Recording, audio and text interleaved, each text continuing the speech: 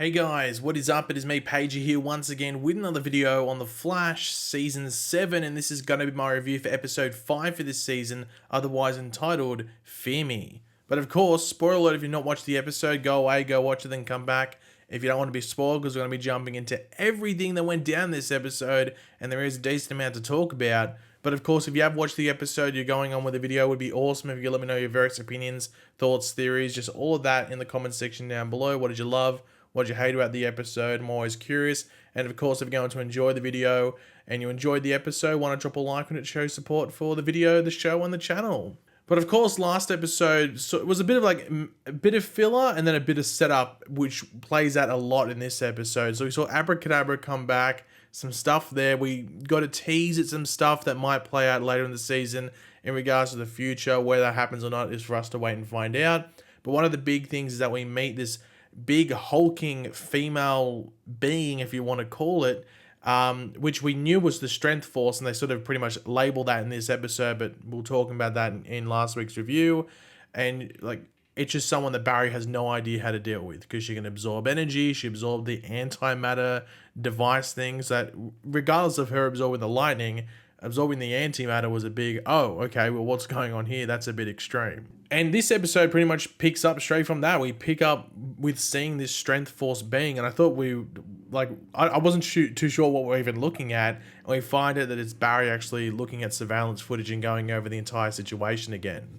And it's Barry realizing that, like, oh, okay, crap, I've got an issue here, and this is like immediately something that Barry has to deal with. It's a new threat to take down, because who knows what they could do next. As I said, they absorbed the antimatter bomb. They're incredibly overpowered. Now, Cisco does name her Fuerza, which is Spanish for strength, which is Fuerza is the name in the comics as well.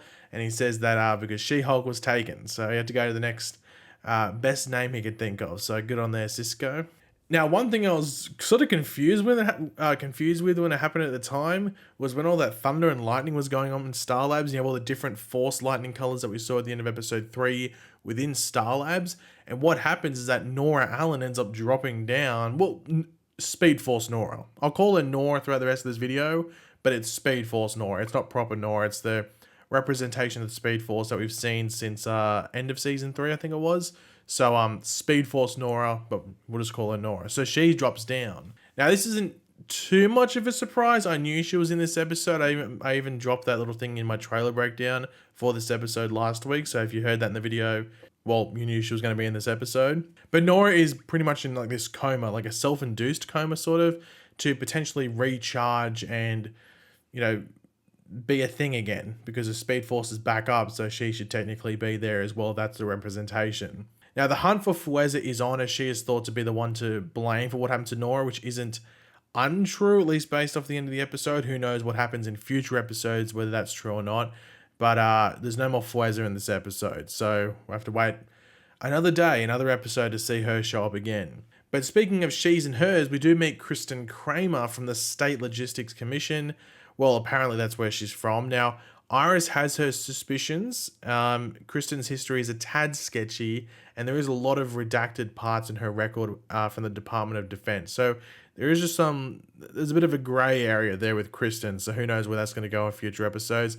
But towards the end of the episode, just to get through her story quickly, upon like Joe pressing her and saying like, I can't really work with you, if there's some shady stuff going on, you're just going to have to be blunt, be honest, just tell me why you're here.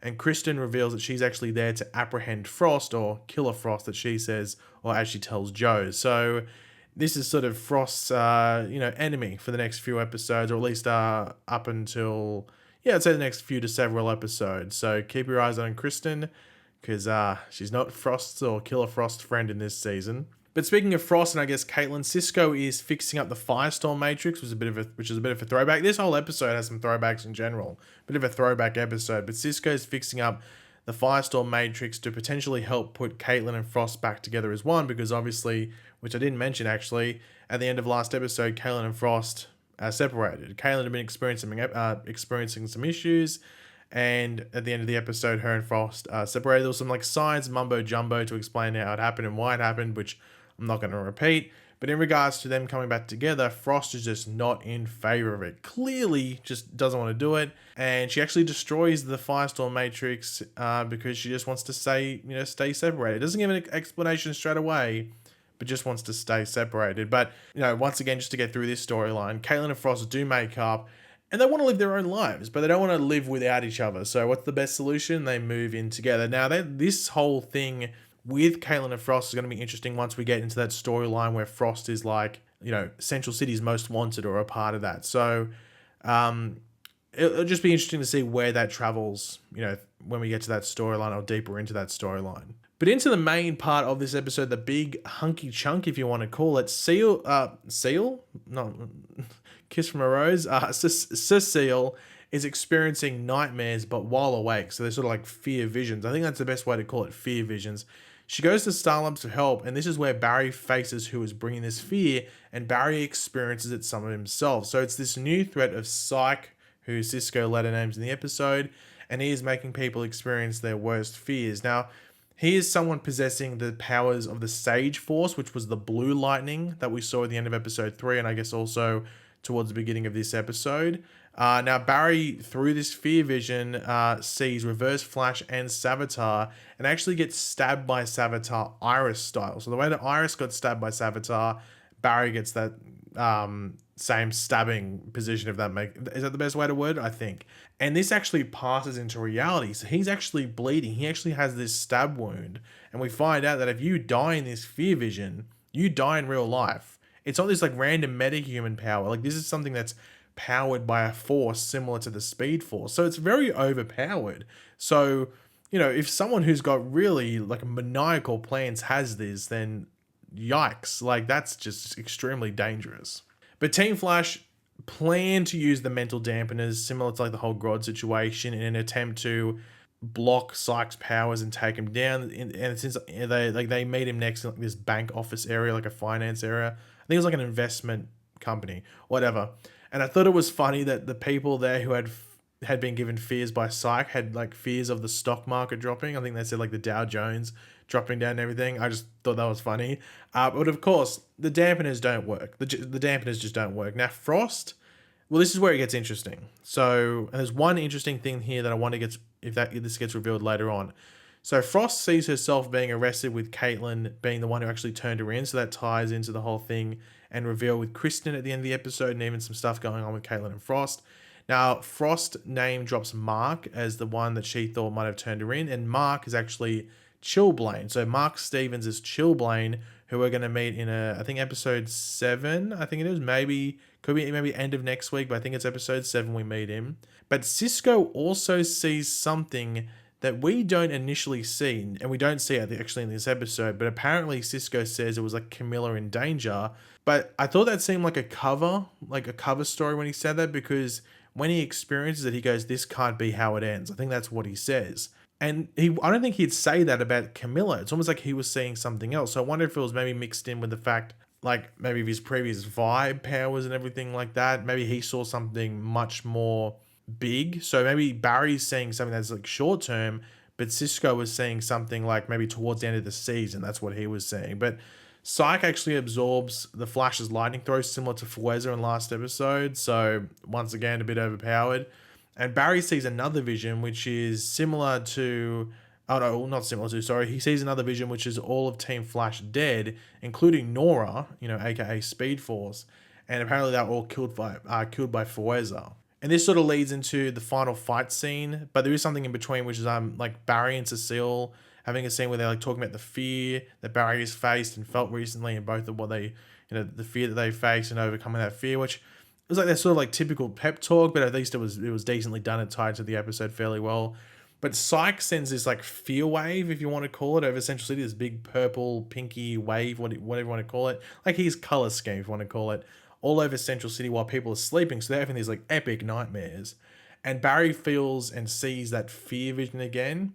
And Cisco and all the others that have died there, they all blame him for their deaths. Now, Iris does reference her death causing the death of their children. So I don't know if that's referencing that Iris is meant to be pregnant at that stage or not.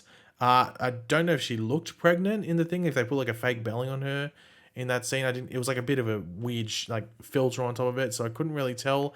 I don't think she did, but you could argue that maybe alludes to the fact that she was pregnant at that stage when she quote unquote died. But yeah, that's what I was talking about. Like Barry sees something that's short term, like something over the next like month or so in the timeline. But maybe what Cisco saw potentially if Barry stopped Fweza, in his fear was Cisco was saying something like 3, 4, 5 months later, and maybe involving the big bad that we see after what's going on with all these different forces. So maybe that's what's going on there in regards to Cisco's vision, and he wasn't just seeing Camilla dying. Now Barry is able to snap out of that fear vision, and Cecile is able to like diffuse not only Psyche's fear powers by sitting in like the thinking chair and everything like that, and like that green yellow wave going out and diffusing it all, but also Psyche himself, by the looks of it, gets diffused by it. Now he's meant to come back, but I don't know if he just like dematerialized or something and went back into the Sage Force. It's hard to tell, or if he just can't die because he is like a representation. So you can't just kill him there and then. You can just stab him in the head and he dies. The actual Sage Force would have to die for him to die. I'm not too sure exactly what's going on there with that, but we do have Barry actually experiencing massive headaches of sorts and energy surging from him, which he goes back into that what do you want to call it, the chamber, the thing to have a sleep and get revitalized and everything like that, because just there's stuff going on. But Nora flickers lightning as well, so she's gaining strength, but there's just weird stuff going on with Barry, and with all these forces and stuff like that, I think Barry's definitely not going to be at ease while all these are competing, because they're going to be competing with each other to try and be, I guess, the predominant force. And this leads into the end credits scene where Nora, or Speed Force Nora, or just the Speed Force, has healed and is awake and talking, everything like that. And we learn from her that Psyche also attacked her along with Fweza. So both of them were attacking Nora. So they are other representations of their forces potentially, by the looks of it. They could just be individual people from Central City that were attacked, or hit by the lightning, but when they were hit, they became those representations. I'm sure we'll learn more over the next few episodes exactly what's, hopefully learn by maybe not next episode, but the week after maybe, what is exactly going on with that, and whether they were actual people that just became the representations or there's a higher being above them. That's for us to wait and find out, but it seems that the Speed Force is the one that's getting attacked. So all of these different forces are attacking the Speed Force, and I do wonder if maybe the other Speed Force, or the other forces, might I say, can live, but only if the Speed Force goes. I do wonder what's going on there. I'm intrigued. We'll have to wait and see what happens there. But overall, I thought this was like the first half of this episode I really, really liked. It did get a bit slow because there were just a lot of like conversation scenes and just dialogue scenes. Like I think really once you get into the back half, the only action thing is the fear wave thing with Psyche and Barry taking that down. I think that's about it. So the first half of this episode was definitely the better half of it, in my opinion. But I think overall, still a solid episode, and it adds a bit of mystery and just what's going on with all the forces. And I'm intrigued to see where it goes next week. I did watch the promo for next week with Cisco and Chester time traveling, and in the 90s, that had like the whole 90s theme going on, which I thought was funny. So I'm excited to break that trailer down later on. But yeah, this episode, I thought it was pretty damn solid, and yeah, I'm looking forward to where it goes next. But thanks for watching, guys. Hopefully you enjoyed the video. If you did, it'd be awesome if you could drop a like on it to show your support. Let me know in the comments section down below your various opinions on all of these. What was your favorite part of the episode? Any theories and stuff like that? Did I miss anything? Did I miss out on anything? Just let me know in the comments. And of course, if you are new to the channel, make sure to subscribe, and I will catch you guys later. Goodbye.